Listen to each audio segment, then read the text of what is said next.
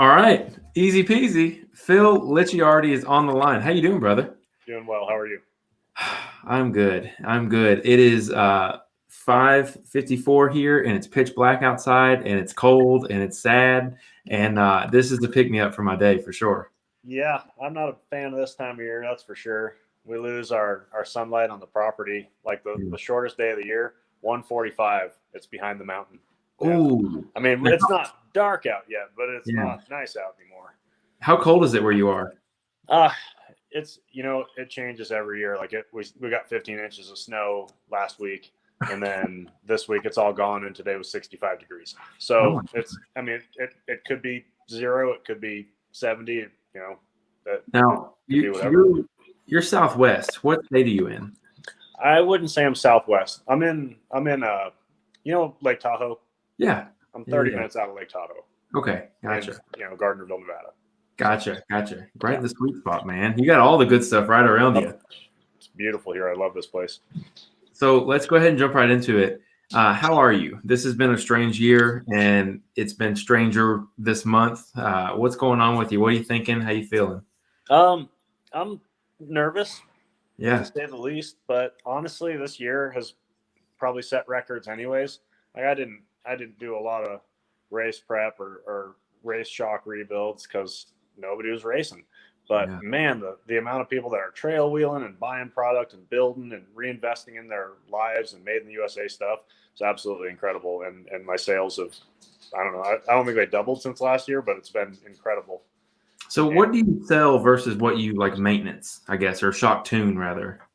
Everything. I mean, I sell all the brands. Well, I don't sell FOAs, and I don't sell ORIs. Not because I'm an ORI hater, just because they don't do what I'm trying to make vehicles do. I'm not much of a slow rock crawler guy. I want things to go fast and ride smooth, all that nonsense. So, Radflow, ADS are my two primaries. I sell King and Fox. I deal with Swayway stuff if I have to. Bilstein is coming back to the aftermarket. They're getting ramping back up to do things that they used to do, maybe call it 10 years ago. So that's interesting. Icon's always out there and making a great product. So whatever I get my hands on, with COVID times, that's been the weirdest thing, is like being able to actually get product. So whoever has something on the shelf, that's what I'm typically after to keep people from having to wait forever for anything. So. Yeah. I know. Well, I know. Like my tire sponsor, SUPERGRIP. Every tire that's on the boat to America is already sold. It is bananas how fast like the demand system works. And I don't know enough about like shock companies. Are parts manufactured overseas and assembled here, or is it all in the United States? I would say 99.9% of everything that I sell is manufactured in the States, completely from raw materials, and that's the kind of people that I want to support. Yeah, man. Yeah, that's really, really great. But where are the raw materials from? I don't know if they're pulling them out of the ground here, or pulling them out of overseas, but at least they're starting with a block of aluminum or a hunk of chromoly from wherever it is, but they're doing everything with it from there. So yeah, that's awesome, man. So I know that you obviously this has been a crazy time during the political landscape and all that kind of stuff, but it looks like, and again, we're still in the projection era for people who are going back and listening to this. This episode will air on Thanksgiving, and it is the week before Thanksgiving right now. We're still projected to have Biden as the winner. What does that mean for you as a businessman and for your own business here? I don't know yet. I don't know. I mean, my business was it was like I don't know if you'd say first gear 4 low the entire Obama administration. And I'd made really good money like 05 and 06 when it wasn't, I wouldn't call it real money because it was everybody's refi. Everyone had a new diesel and a new boat, and they wanted it lifted in 22s and the whole show. And that crashed so hard. And then I had to get in the groove of just like whatever I could do to scrape by. I got by. I got by for the whole Obama admin. His cute little insurance program wiped out my life savings when I got injured. But so for that, I'll never forgive him. So I really don't have any worthwhile healthcare right now either. So that sucks. So I don't know what happens under Biden. I mean, he's it sounds like he's going to be pretty locked up anyways because they didn't take the Senate, or they shouldn't be taking the Senate. Mhm. So a gridlocked government's a great government, in my opinion. I don't want them to get paid, but I want put that thing in park and leave us alone.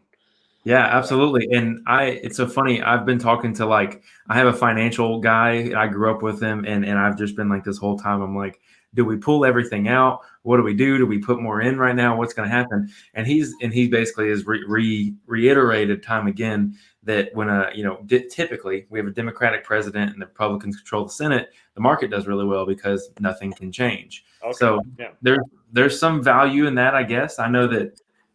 That was the big comfort for me, I guess, is if we keep that balance there, it seems to be good. And isn't that the idea of having the two-party system is there's big balance and everything? Checks and balances. Wasn't that the plan all along? Now it's just it seems like everybody's so far different ends of the spectrum that they can meet in the middle. Great. But usually it's not what I'd consider the middle. Yeah, absolutely. I agree with you. And I think I don't know, again, I'm 25. I have no real landscape on what's happening at all. I didn't know you're that young. Jeez. Yeah, man, I'm just a fresh blood. Good for you, bud. You've done a lot in your life already. I appreciate that, man. But again, I've had to ask people because, the first election that I really paid attention to was Obama versus Romney. And, it's so funny. I heard someone the other day and they're like, if only we had Romney now. And, when Romney was running, he was labeled this crazy religious guy. And it's now that's somewhere in the middle of something, Yeah.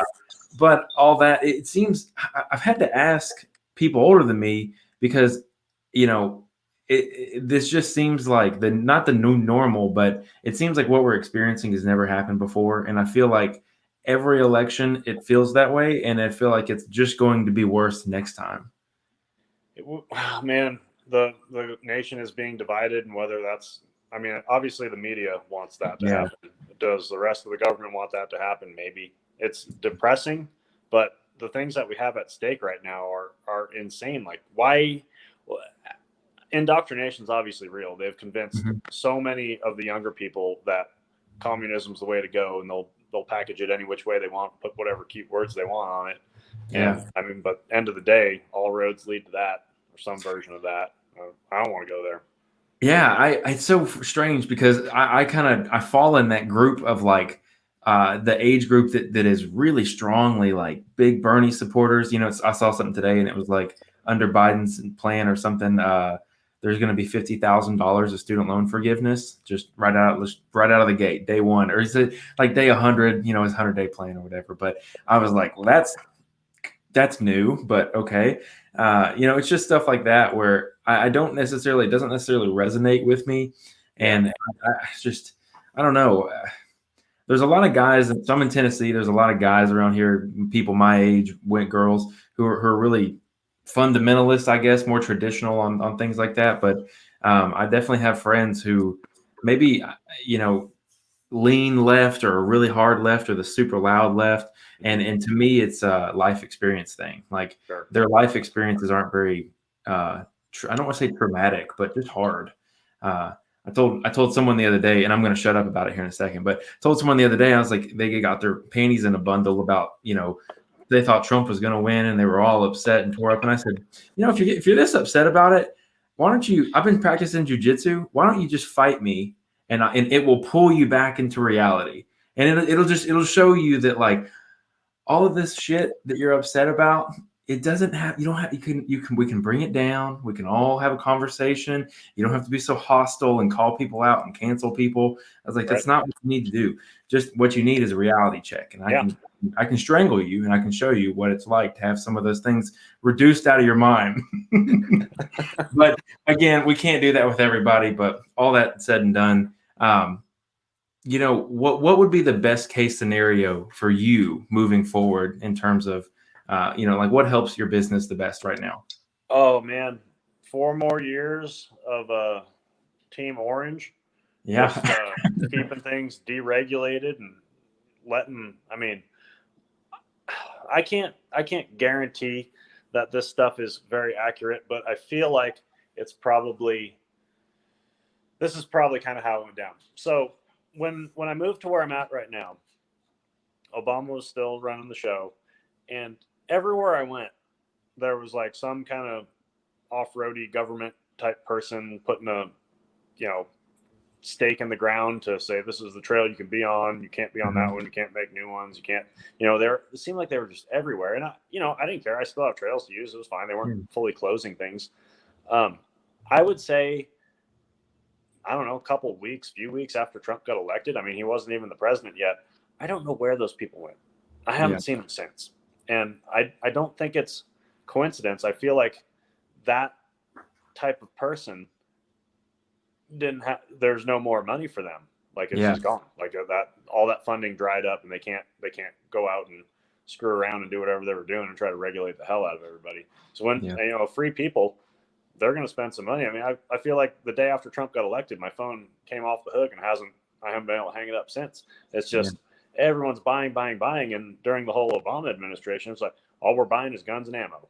Yeah. So now we're probably going back in that direction, but I've come to grips with it. I mean, if Biden wins, I'm just going to do what I have to do. What can I do about it? I can't, if we have a civil war, okay, well, I got something I can,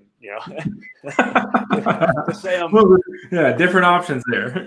To say I'm excited about it would be the wrong word, but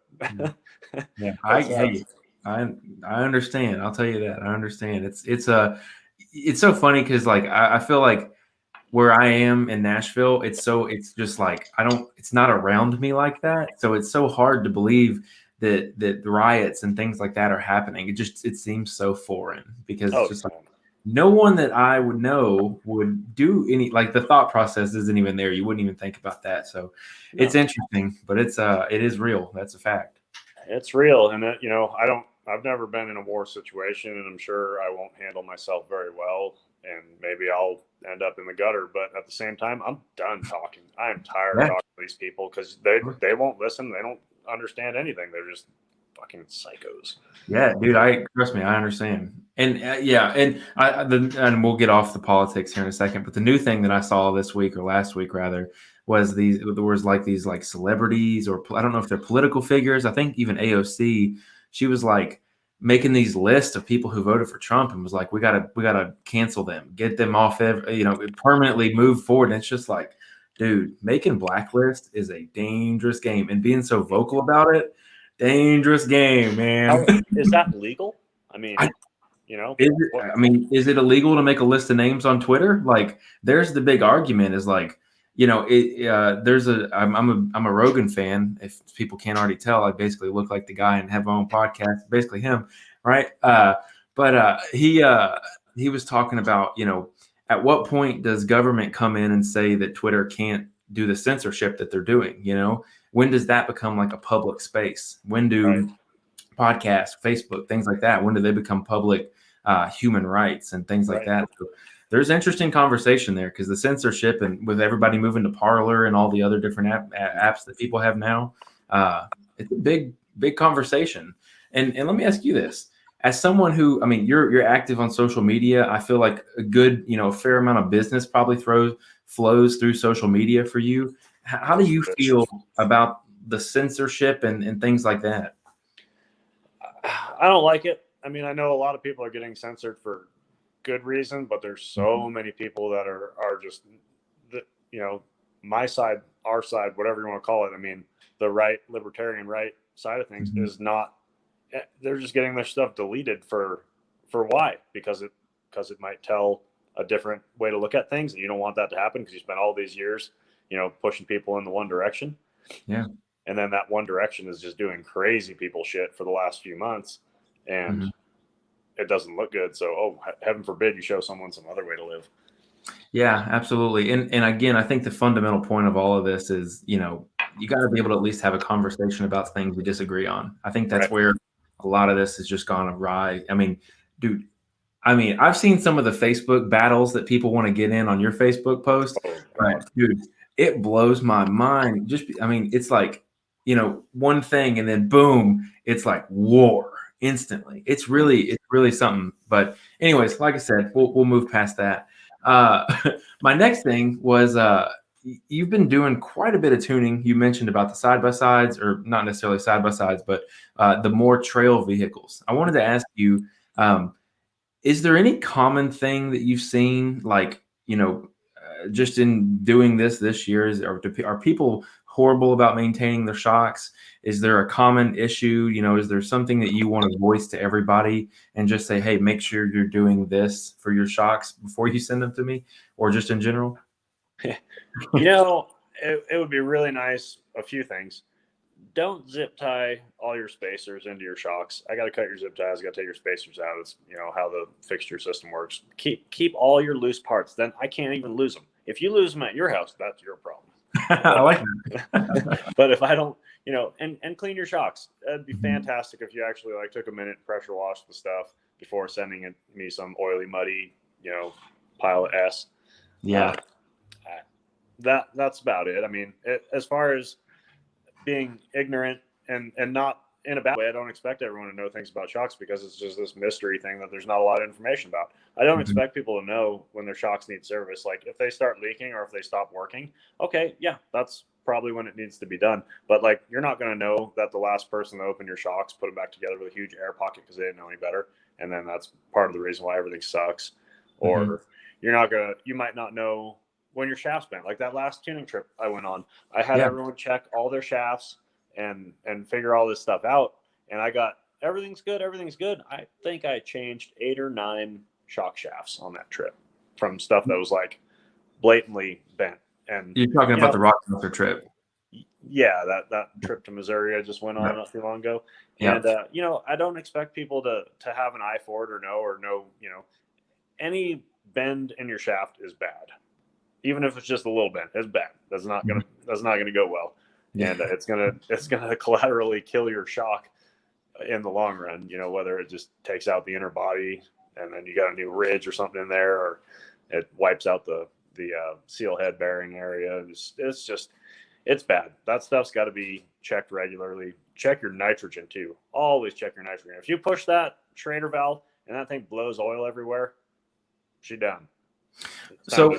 So let me roll some stuff back here, because we've had multiple episodes about shocks and things like that, but I want to kind of address this all in one big sweep before we get into the details. When people are looking, should I get my shocks reserviced? You say, if they're leaking or if they don't work. There's obviously, you can see leaking with your eyes. If you're not an idiot, you can see that. But if you're saying they don't work, how would you know? The car's holding up. What is the shock not working?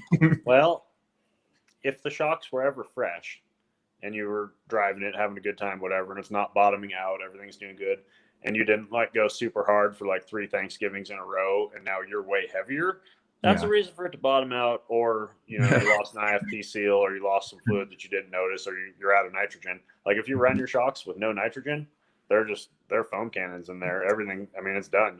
It's time to go through them, and they're not shocks anymore. It's an emulsion pile of garbage.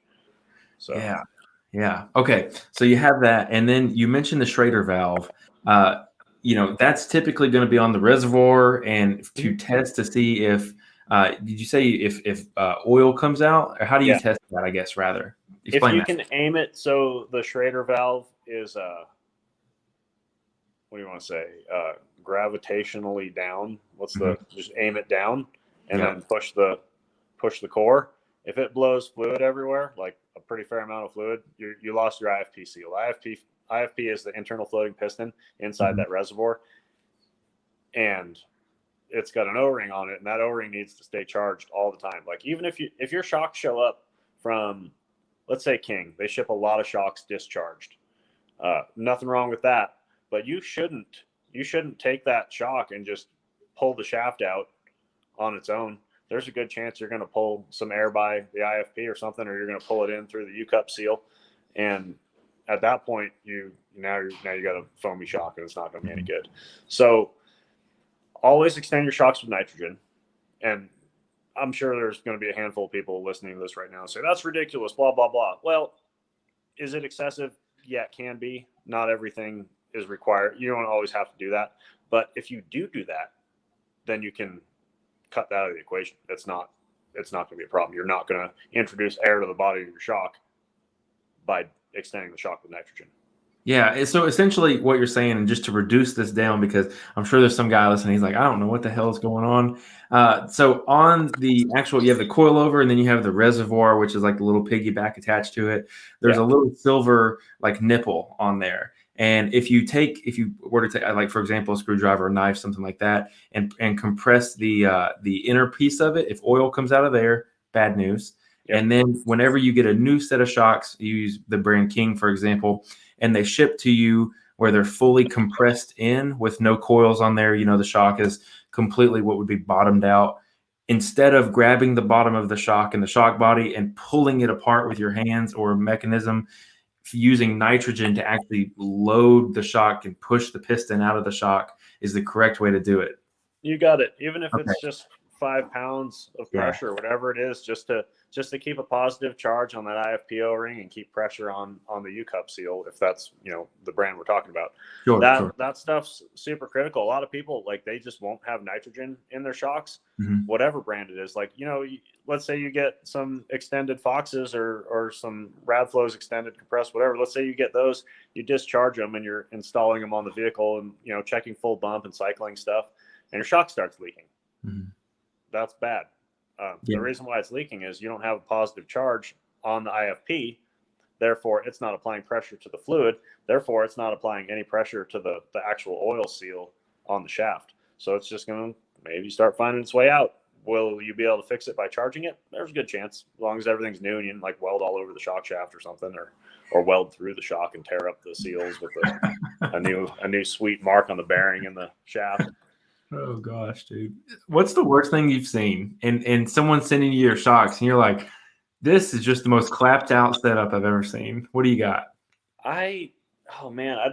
There's one that comes to mind immediately, and I can't say it's the worst. I mean, I've had so much just terrible, terrible stuff come through, but this one guy had a Pro Fender shock, which that's fine. There's nothing wrong with Pro Fender. It's perfectly fine piece of equipment. But when used as the ground clamp for your entire build, like, I don't know what dude did. He like clamped the thing on the axle and built an entire chassis through the shock.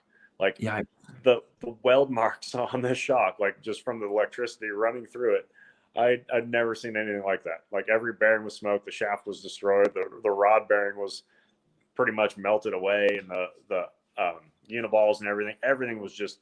I was like, dude, there's no fixing this thing. Wow. So bad idea to build off the shock for sure. So I wanted to ask you, because you gained a new level of, I guess, I don't want to say popularity, but like signature move. And that's with the Jeep shock tuning that you've done. You guys had the 4-door JK with the, you know, I think you guys ended up putting 40s on it, or you guys still have that JK? Yeah, we still have that one. Yeah. So you've got the JK. Tell me a little bit about that tuning, and then I want you to tell me about the Gladiator, how that car has been for you, and the tuning on that, how they differ. All right. So the JK was a bit of a process. We started with just regular single-stage Foxes with a really bitchin' Synergy manufacturing long arm system.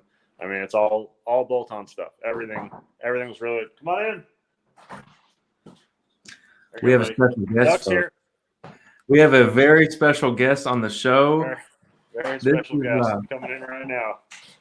Doug I don't know Evans. if he's ready to go, if he wants to get a beer. That's okay. You want to sit down right here. So we have Doug. I'll let you introduce yourself here, whenever you make your way over here. Let's see. Oh, there we go. How about that?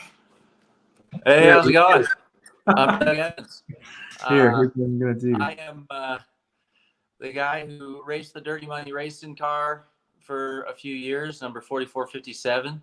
I'm also the same Doug from the Doug's Axles incident that my friend Phil here kind of made a little famous. Yeah, I would say that fame is probably an understatement for that event. Doug, I was just sitting here talking to Phil about some Jeep shock tuning, but we're gonna, if you don't mind, Phil, we're gonna derail just a second. Doug, I want to hear the story, because, you know, we have the bits and pieces and we have the general arc, but I mean, fill us in on what happened and the timeline and all the crazy events up to right now and where you're at today. Right. Well, you know, when I first called Jim, I liked the idea of his product as far as the high pinion 14 bolt axle went. You know, we'd been using a 14 bolt in the back of the old race car with some pretty good luck. And I liked the idea of rotating that and making it high pinion. And that's the main reason I called him. So at the time, he was just trying to come out with this stuff. And he didn't have, according to him, he didn't have the production really online yet.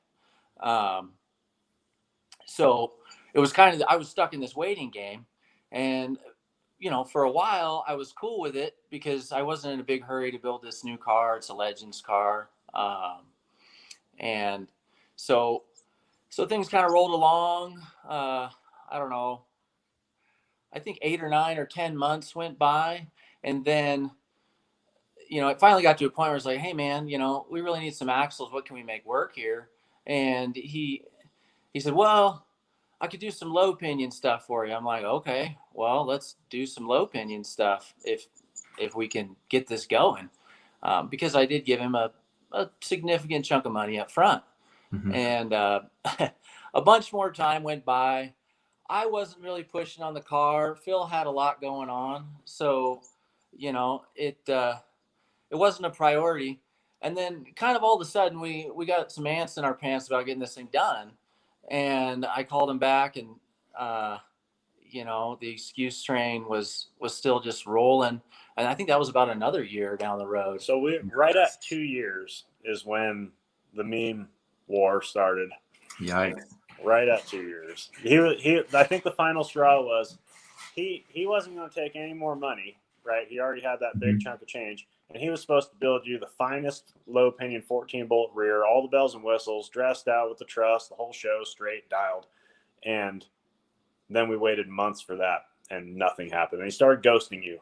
And we said, okay. And I was like, Doug, can we release the dogs yet? The other thing that happened is some other people started coming out of the closet on this and saying that this, you know, they were experiencing the same thing. You know, they put money down, not getting their stuff. And that's when Phil released the dogs, as it were, told, you know, just basically told the truth about what was going on so everybody'd know. So nobody, you know, other people wouldn't get screwed by this guy, right? Yeah. And he had the audacity to call me up and say, hey, like, can you make Phil stop? And I said, you know, I've known Phil for a long time. He's one of my good friends. But no, I can't make him stop. I was like, you want to know how to make Phil stop? Pay me back. Right. Or get me some product. Straight. Yeah. It's that simple. And to this day, you know, and he says, well, this could put me out of business. And I'm just sitting there chuckling going, then good. Problem. Yeah. I hope it puts you out of business or you paid me back. Yeah. And, you know, I don't know who's still buying stuff from that guy. He's out of business now, last I heard. I think he's finally closed up shop. Good. But that shop. He never did pay me back. I never asked Phil to stop because I knew he wasn't gonna anyway. Sure. And you know, it's just one of those kind of sad stories. You know, for the amount of money that you put down on a purchase like that, it's a difficult amount of money because it's not quite enough to justify going after him legally. I would have had more money into going after him than I would have got back. And so I think he knew that. And I think he worked that angle on quite a few people. Yeah, absolutely. It was about 15. Is that right? Do I remember correctly? 16.5. 16.5. Yeah. We thought it was 15 at the beginning, and then Doug pulled up the numbers from back then, and then, you know, that got added to the whole shit show. And oh my God. Well, let me be one of the voices of the dogs. You know, first off, that sucks ass. First things first. Number two, I don't know if you've gone on there or Googled them lately. When I reached out to Phil to do this interview, I actually Googled them to see what they're like, you know, just Google reviews, stuff like that. It's funny. I actually got a reminder from a review that I had left, and it was like nine people found your review helpful, and it did say when I googled the business, it did say it was closed temporarily.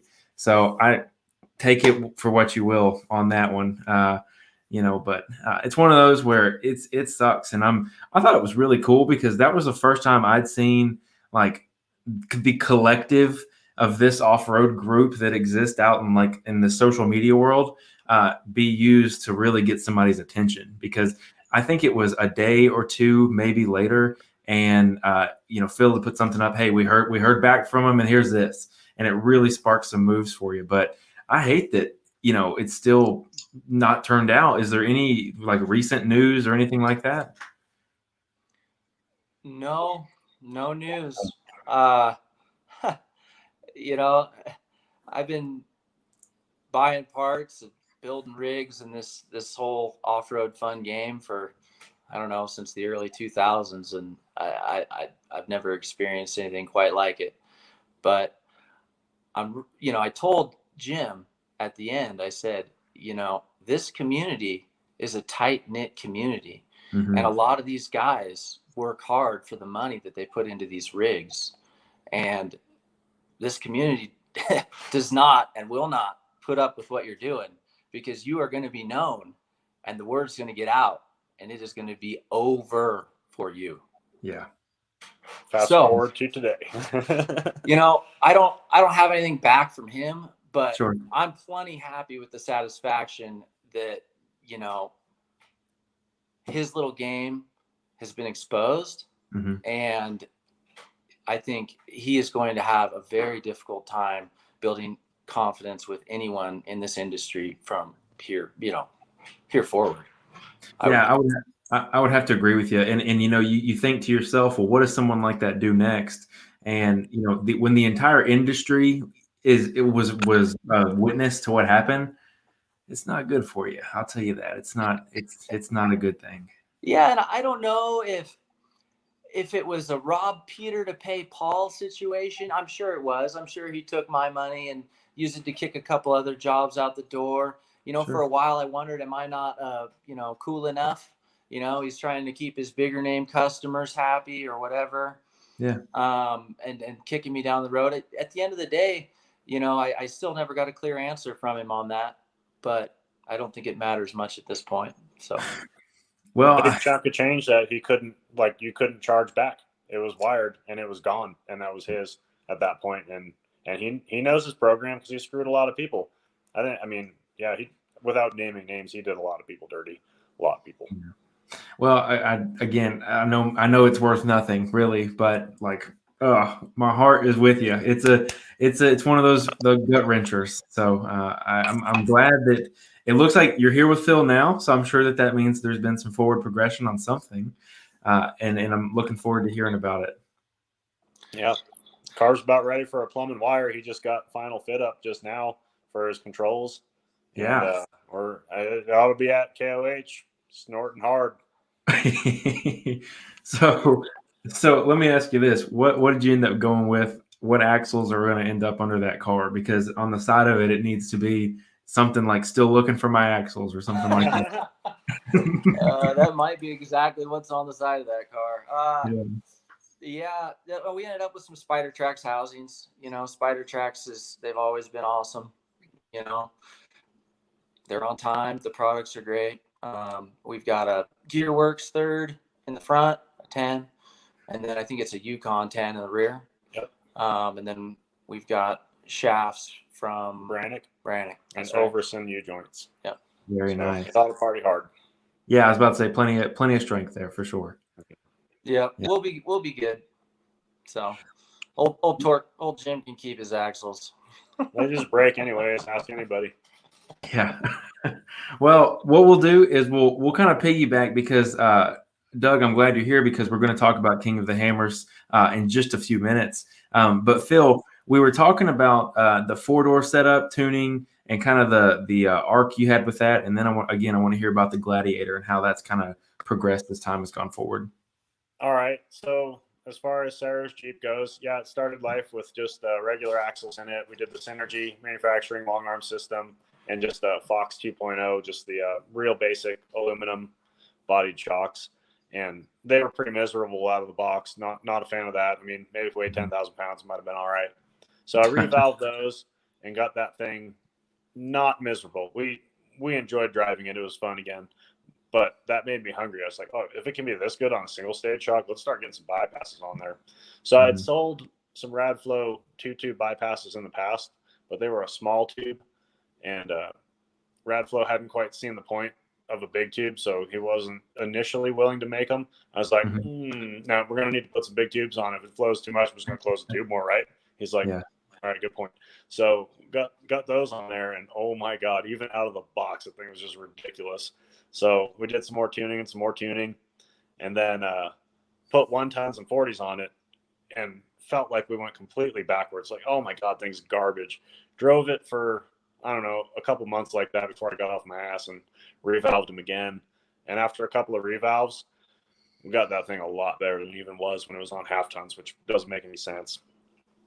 Got those sold to somebody recently to help fund the 3-tube program. So now we've got 3 tubes on it, and I haven't had time to put bump stops on yet. But between 3 tubes, rear sway bar with an anti-rock, and limit straps and all these things, I mean, the thing's just going to be insane when I actually sit down and get it right. We're going to be completely out of motor. And I'm stoked about that. I'm building another one just like it here right before King of the Hammers for Dan Wyrick, another racer. So he's going to have a mirror image JK, but his will have all the cool shit like right now, whereas I just don't have time to do up Sarah's. So and the Gladiator. Yes. The Gladiator, we prototyped 3-tube ADS shocks off of a JL, which I ended up putting on my Gladiator also.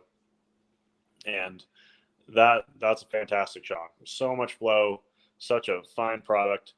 That thing, I mean, for being a dual pickup truck that you can run fast empty and run even faster loaded, it's in my opinion, it's the perfect vehicle. And it's just, if it had power, or I was going to say, how's the power? It's not bad. It makes 300 horse and has an 8-speed, 513 gears. It gets it done. It rips. 8-speed? Yeah, they do good. So that thing is comprised of a bunch of different cool stuff. I mean, the ADS stuff's fantastic. The Synergy manufacturing parts that are on it, also fantastic. It's got a Rage 4th bumper on it, courtesy of Jason Shear. I felt pretty stoked to be able to get my hands on one of those things. Beautiful piece. You can acquire those at 4 Wheel Parts, or I'll give you Jason's cell later and y'all can blow it up. Perfect. That'll be perfect. I'll just post it up when this episode goes up. It'll be in the comments. So that thing though, right now it's sale pending. One of my buddies is buying it because I'm sure you saw that V8 option is being released. It's going to be a 392 Hemi, 450 horse, 450 pound-feet of torque in standard form. So there's a lot that can be done. And supposedly the hood has that 3-inch bubble in it. You know what fits between the top of a motor and a 3-inch bubble in the hood, right? You tell me. Bypass. No, the force of many tornadoes. Yes. You can put your supercharger on that thing. What I heard somebody call them this morning. Somebody was telling me it was like the hair dryers. They're talking about twin turbos, and they're like the twin hair dryers are going great. And I'm like, that's exactly what some of these Ultra 4 guys need. They just need to have a team hair dryer on the side of these things. Yeah. So probably the only other 48 car that's going to be making power like Doug's car is Chuck Crossland. And he's got twin turb skis on his right now, and it's supposed to make somewhere in the realm of 850 to 950 horse. Dang, dude, that's so these cars are like identical.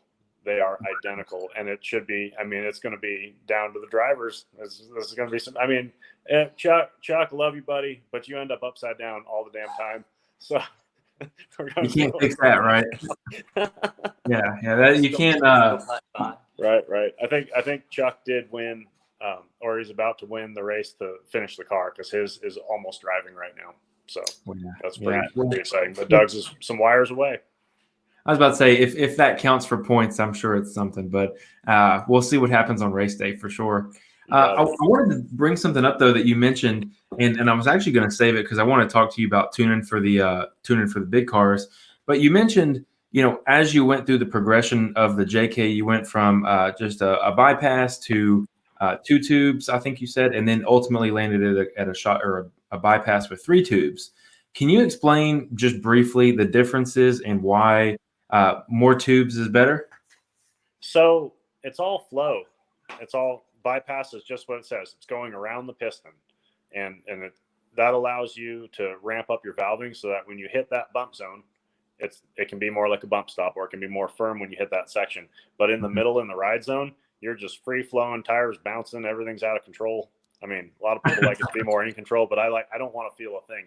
I don't want to spill my non-alcoholic beverage. I don't want any of the 5 people in the Jeep to spill their non-alcoholic beverages while we're passing side by sides and hitting whoops and the proverbial cloud of titties. That's what we're after for sure. Yeah, I understand. And y'all are the best. First off, I just want y'all to know that. But yeah, man. So that's one thing. Again, I've mentioned it before. I had a full coilover system from King on my old 2-door JK. Thing rode like a shit wagon, man. It was awful. And I remember talking to the manufacturer who built them, and he builds a ton of Jeeps, and they all have the double throwdown system on there. And he was like, "Yeah, it should work great for your application." I was like, "This is crap, man. This is so bad. Right off the shelf." And I ended up actually getting rid of that car because I was just done with all the issues and whatnot. But seeing what your machines can do, what your Jeeps in particular can do, it really makes me reconsider not buying a Gladiator, because I think, you tell me, especially with the new V8 option, can a Gladiator pull a decent amount? A side-by-side, that's really what I want to pull, or a side-by-side or 2 maybe. So do you know who Alex Hardaway is? Yeah. Sounds familiar. 481. It's got 37s on it. Yeah. So he towed just this weekend from sea level at the freaking ocean all the way up to Rubicon, his YJ, and his YJ has to weigh clicking on 5,000 pounds. So it's on a flatbed trailer that probably weighs 1,500, 2,000 pounds, and it weighs 5,000 pounds. And the one that I have, I don't know what his is rated at, but mine's like the Max Tow or Tow Max, whatever they call it. It's rated to pull 7,600 pounds. You ain't going to catch me doing it.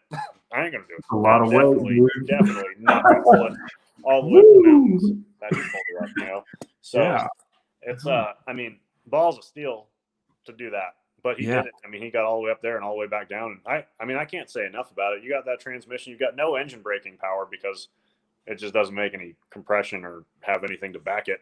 But you've got brakes the brakes on mine are crazy. For stock brakes, the thing stops like Sarah's 1-ton JK with Ram 3500 brakes on it, Yeah, man. See, and again, the Gladiator's a little bit more pricey, all that kind of fun stuff. But if you can get a car or a Jeep or whatever you want to call it that truly can do a little bit of everything, there's something to be said for that, for sure. The dual sport rig, man. It does It's so much more versatile. I had hardcore trailer queen rigs for years, and you just use them every once in a while when you go to the trail.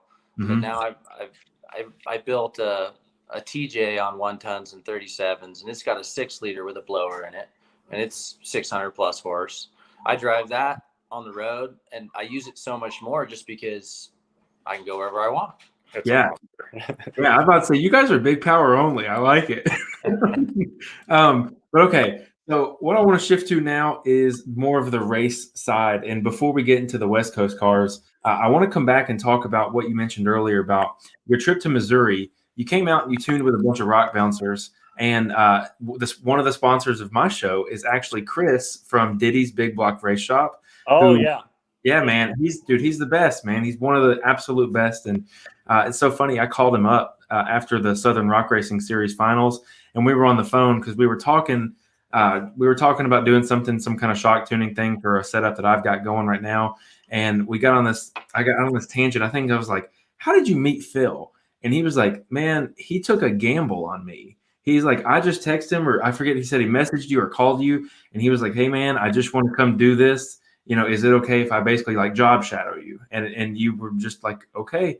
And he said that gamble you took on him it changed his future obviously very drastically because that's what he does now, or is about to do full time. Right. But tell me a little bit about that. What made you just say, yeah, like come learn with me, come be with me?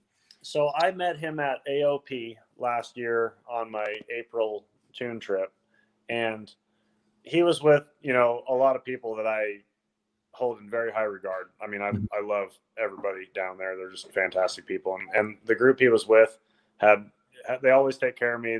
Everybody's straight up with me, and I just have a ball with them. So I cannot service the whole East Coast. I can't do it. And I wasn't sure, like, I wasn't going to make him join my business and go through all this different bullshit. And I mean, I knew I was throwing away a huge chunk of my market, but he, the only rule we have is he just buys stuff through me. Yeah. So, and I give him a discount, and he can make a little money and I can make a little money. And goddamn, hang on, we're about to sort out for those who aren't watching the video version, the camera's having a little bit of issues here.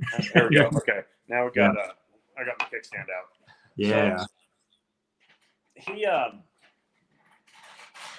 he just said all the right things when I saw him at AOP, and I was like, all right, man, I'll think about it because I wasn't quite ready to throw the market away yet.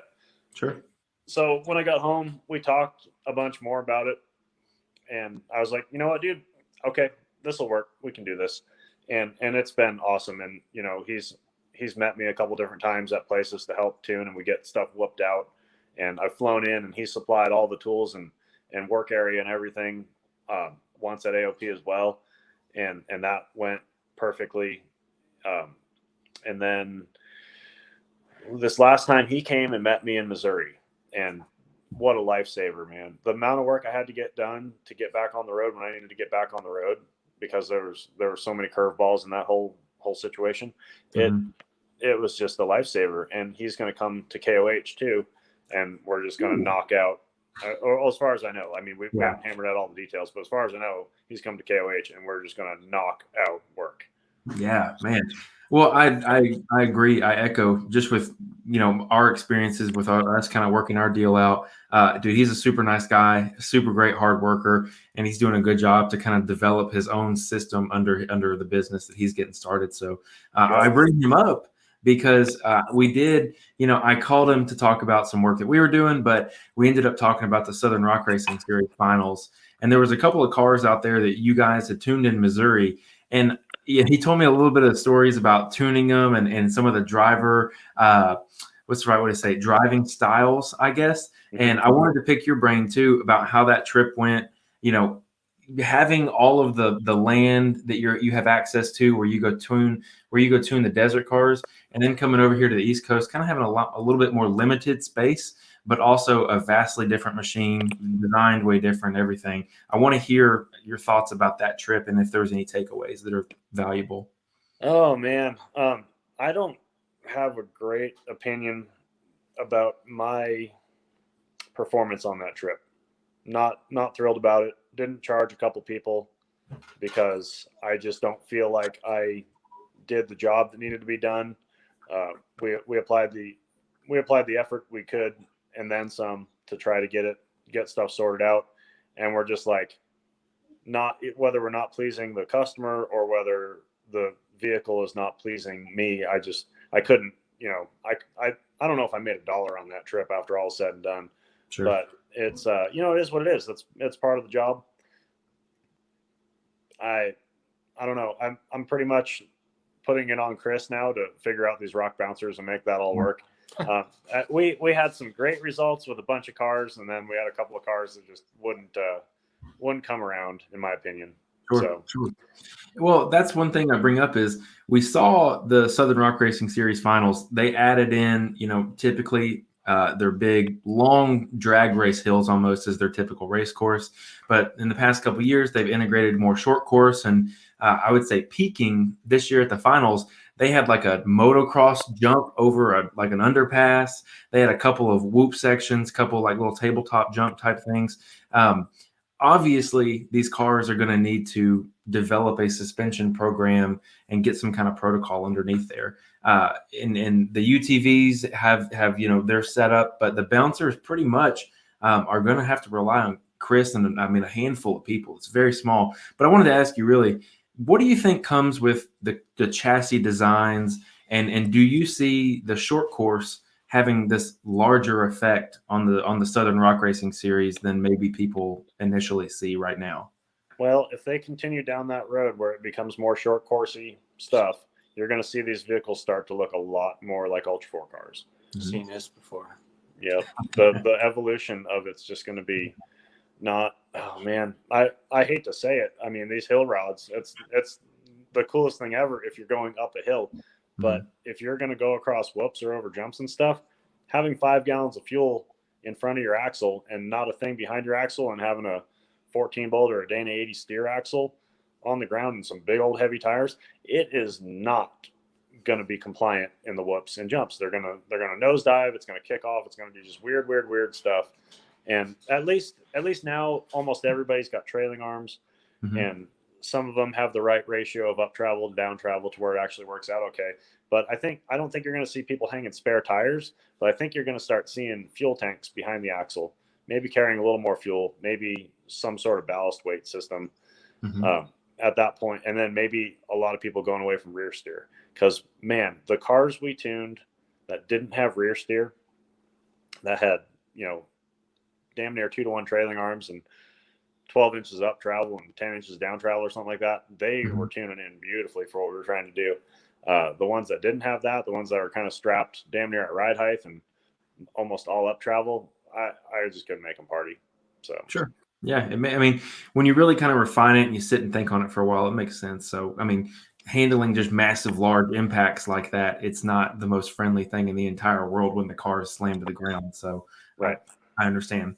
But that is echoed in a different sense with the preparation for King of the Hammers 2021. I saw that you are now a social media influencer. You were on the Light Bright channel doing some Ultra 4 tuning. Very exciting. What was that like? How did that feel being in front of the camera and all that other kind of fun stuff? I'm good with it. I don't know. I don't have a ton of experience, but back in the day when I was doing the sport bike stuff, I got to be on some videos and tried to pretend like I could talk without saying a lot of ahs and ums. I've noticed I've caught myself today with a lot of ahs and ums, but it's been a long day. So I'm not going to be the most eloquent, articulate speaker. That's okay. But how did the tuning session go like that? Because I don't know a lot about them. I don't really keep up with them, but from my understanding, they're more trail people who are jumping into the race scene. How does it go when you have someone like that who comes for tuning?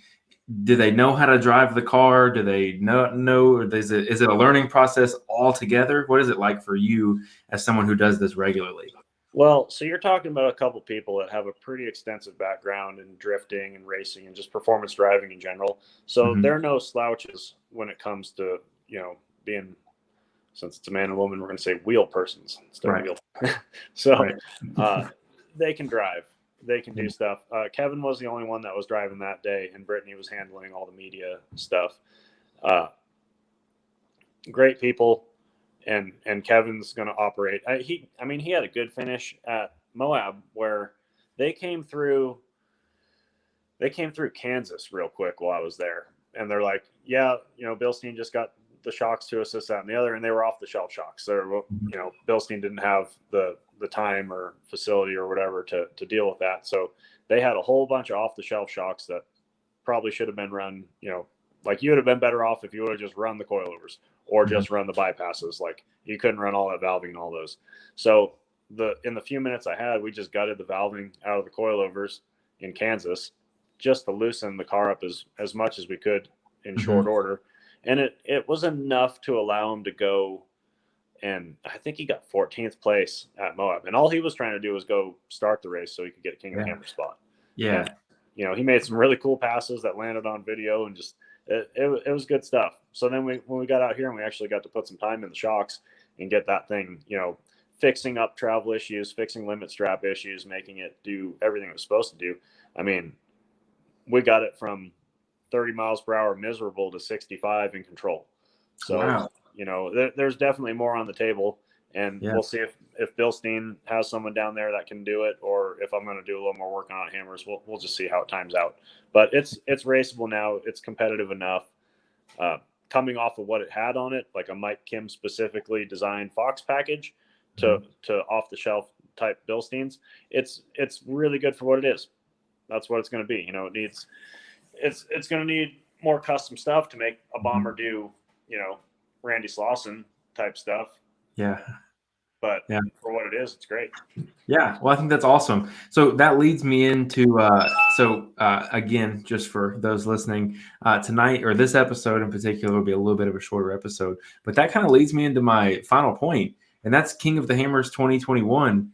What are you going through right now? Because it's either started already, it's going to start, and it's going to get wild for you. Obviously, Doug is here. So it's already started to some degree, but what does 2021 KOH look like for you? I think we started KOH prep this time last year for this year. It never really stops, man. It never really stops. But people are shipping me shocks. Like, everyone's confident that King of the Hammers is going to happen 2021. I'm not confident. I think if Biden wins, KOH 2021 is happening because all of a sudden the pandemic is not going to be such an issue. There's going to be a vaccine, and immediately all the C's part, and no one has to wear a mask anymore. The economy's back open, and we're back to rocking and rolling. If Trump wins, I'm pretty sure they're going to run this pandemic as hard as they can, and we're just going to be masked for the rest of our lives, and just everything's shut down. California's shut down again today. Yesterday, right? Today? Yep. They just shut it. Yeah. Newsom just shut it down again. 100% lockdown. Guaranteed. I'm right behind him because our little boy Sisolak that runs the state, he sucks his orders directly out of Newsom. What part you can only imagine. I think I saw something on your Facebook today, a little bit more accurate. Yeah. I'm real bitchy about that because I'm pretty sure he won his little election the same way they took it this year too, with the full election. So I'm pretty salty. Yeah, I can imagine. So you're getting prepped for it. You have been getting prepped for it. There's a very short period of time before it's here. It'll be here before you know it. I've told everyone on the podcast for all the Thanksgiving episodes that February 2021, I will have a sweet little boy coming in to join the family. So I'm excited about that. I won't be there for that one, but I'm hopeful that possibly 2022 will be out there and I'll get to meet everybody. But it's coming up. Congrats, man. That's huge. Thanks. I'm gonna give me a little co-pilot. So, or hopefully I'll be the co-pilot, you know, so I'm looking forward to that, but it's approaching very quickly. That's why I brought that up, is just because it will be here before we know it. What do you got left to do, and what's on the table? Oh man, the amount of shocks shipping in right now that have to be dealt with. I don't know what's going to happen. There's probably 60 shocks here. And there's probably, I don't know what's coming in, maybe another 60 more that need to be dealt with. And my process has gotten, like, now that I've kind of developed how I do all my stuff with shocks, it's really slow. Like I used to bang out 12, 16 shocks, like rebuilds a day, no problem. Wow. Now I'm lucky if I get like 6 or 8 out the door. Because it's just slower, because I feel like I'm doing things better, doing things right. The feedback I got from KOH last year with a high-end customer of mine, they used to experience shock fade in 20, 30 minutes, and they were just bouncing off the bumps, and they're just miserable the rest of the day. Well, the process that I've developed to make everything as I think it should be, even using the same fluid they were using, no shock fade all day long. Run it hard. And that's quite the bugs after the races, and pretty happy about that. So yeah, it's slower, but it's worth it. Well, I mean, again, you know, I think that there's some bit of the common idea that when you slow down, you put a little bit more thoroughness into it, you'll probably end up with a better quality product on the other side. So I think it's cool. It's exciting. I know for myself, your social media. Let's just go ahead and tell people, first off, where can they follow you, Phil? And then Doug, I want you to give your social media out too, so you can, so people can keep up with your story. So for me, it's I don't know, man. I don't even know what it is, but it's something like Liberty MTN FAB. There might be an underscore between the MTN and the FAB. On it, yeah. Instagram would be the place to follow me. Facebook's pretty much tapped out. It's the friends list is full. Have you thought about making a business page? I know I that's have more. one. I have Okay, one for Liberty Mountain Fab. It's just that I hate the format. dude. I hate the format. I hate the messenger. It's gotten better, but it's still miserable. Dude, even the new one is crap. I'll tell you. So what they did, and it's so funny. My wife, she runs an apartment complex. She's a community director there. Facebook will occasionally throw you like beta tools, and one they put me this week is actually. So there's the Facebook page. There's something called Creator Studio, which sucks butt, and then there's this new thing called Facebook Business. And it's a link that I'll send you, and I'll chop off the Racing on the Rocks piece of it all. But it has really good analytics. It'll let you post to Facebook and Instagram in one post. It does. It's really, really, they did a great job. And I'll actually put a link to it in the description of the post on social media. But give that a try, because I agree with you. Most of this stuff sucks butt. But this Facebook Business is what I've been using for this week, and it's actually made my life a lot easier. And the scheduling automatically defaults to your time zone. You don't have to do some kind of funky math to schedule things. It's way better than anything I've had to use so far. Awesome. I'll check that out. Okay. Anyways, and I actually looked up your Instagram. It is Liberty_MTN_Fab. Okay. Doug, what you got for me? You know, I'm not the best with social media. I'm on Facebook, and I do have an Instagram account that I never use. Is it at Dirty Money Racing? Something Dirty Money Racing. Yeah, something Dirty Money Racing. I need to get better about it, to be honest. But you don't need to do anything. You can just hang out and live your life, man. But that's what I do. You know, I gotta say, this conversation kind of cracks me up, because Phil got into this whole suspension tuning thing. When we built the first car, one of the biggest things that ticked Phil off is we knew nothing about the shocks. And we went to great lengths to try to get help tuning. You know, we drove all the way down to the Hammers to tune with somebody then, and it was just kind of a rough experience. And ever since then, he's just taken it upon himself to learn this stuff, to try to bring it to everyone, all the people that couldn't get help before. Yeah, well, and there's going to be a YouTube soon. There's going to be a YouTube. Oh, yeah. And I'm not going to blow out all the secrets until when I have enough subscribers and views and stuff where I'm actually making money. Yeah. Probably going to ruin a few secrets for the rest of the industry. I like that. That's great news, man. I'll tell you this. One of the things that you posted here recently was a very reputable UTV tuning company. The valving stack was all kinds of strange in that thing that you pulled out. So I thought it was I like seeing stuff like that, because it kind of takes the rose-colored glasses, takes them off, and just kind of reminds you that just because there's kind of one option doesn't mean that one option is the best, if that makes any sense.